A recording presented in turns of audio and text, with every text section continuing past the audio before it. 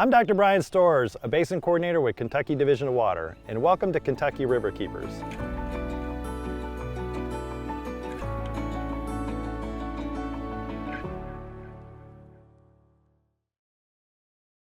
Today we're talking with Jamie Ponder, a Kentucky River Keeper from Rockcastle County.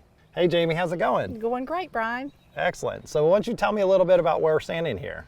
Well, we're on the boat dock at Lake Linville in Rockcastle County, Kentucky. It's a source for our drinking water here in the county, and so it's really important. I work for the Natural Resources Conservation Service now, and I'm a soil conservationist, so I began to study and map this watershed and found out that it's primarily an agricultural watershed. I would love to see any private landowner who farms in the watershed fence their livestock out of the waterways. You know, you have to have nutrients in water. Things can't survive without them. But when you get too many, it's very, very harmful. And we've got so much nutrient in this lake that it's going to be hard to rebound from that. I would love to see landowners just make the connection between this as their drinking water source and the quality of their life. And you know, it's a beautiful recreational lake, but what we do on the land ends up in the water. I'd like everybody to know that.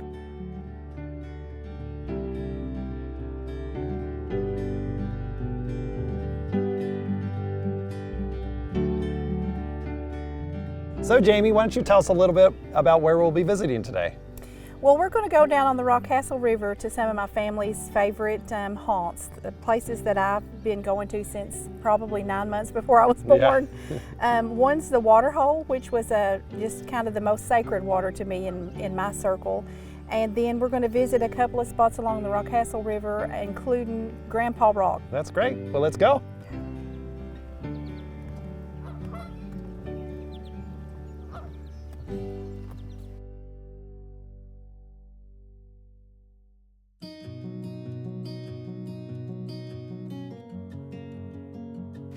So this is your home property. How long has your family owned this piece of property? Well, since the latest crop of great-grandchildren have been born, this will make the 6th generation that this land has been in my family.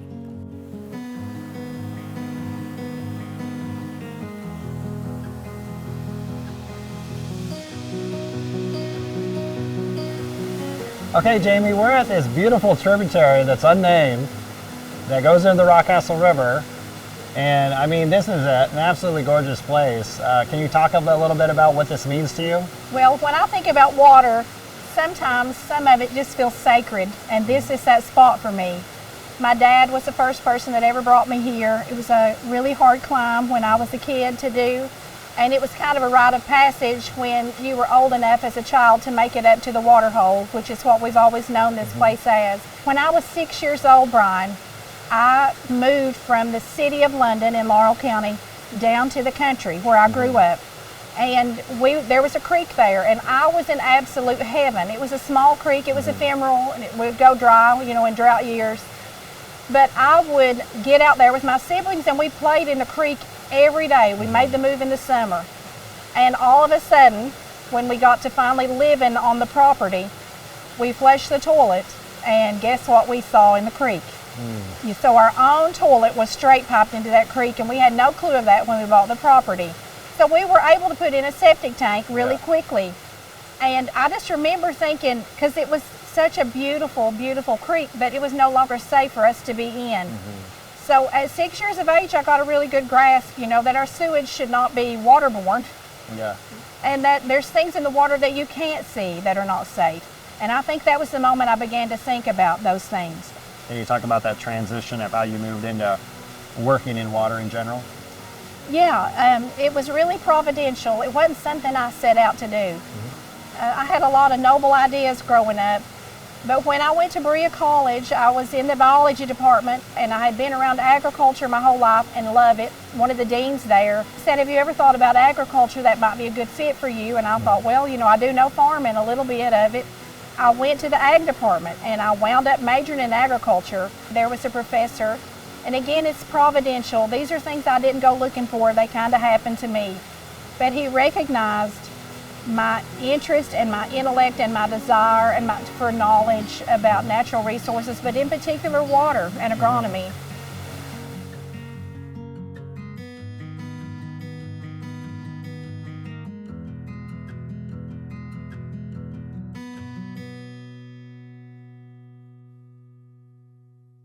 We only work with private landowners, and we believe in the use of conservation practices to protect our natural resources.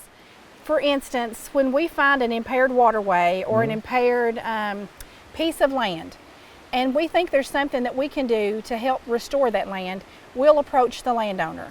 So one of the things that I do is map watersheds. So I'll use aerial imagery, sometimes we'll use PVA records, and find out who actually owns a tract of land. And if anybody has ever had a farm number, we work with the Farm Service Agency to identify who owns that piece of land.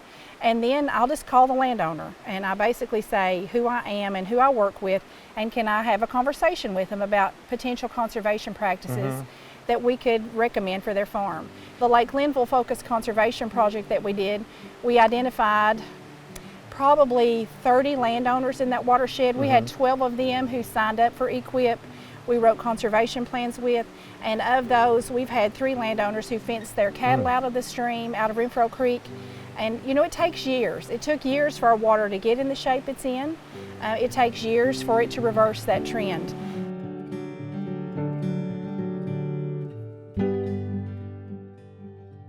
Jamie, if there's anything that you could give the audience takeaway message as a Kentucky River keeper, can you let them know what you think that they should do at home? Well, one thing that really hits home for me is that a lot of times when we think about the cleanliness of water, we think about the things we can see. But the things that we can't see, I want people to be mindful of. If you're changing your motor oil in your car or somebody else is, you know, don't pour that out on the ground. It ends up in the water in a not good way. So there's so many ways that we can think about the cleanliness of water. If it's not something that you would want to ingest, don't be putting it on the ground for it to end up in your water. Thank you for meeting with us today, Jamie. If you're looking for more information on how you can protect your local waterways, especially if you're living here in Rockcastle County, contact your Kentucky Division of Water.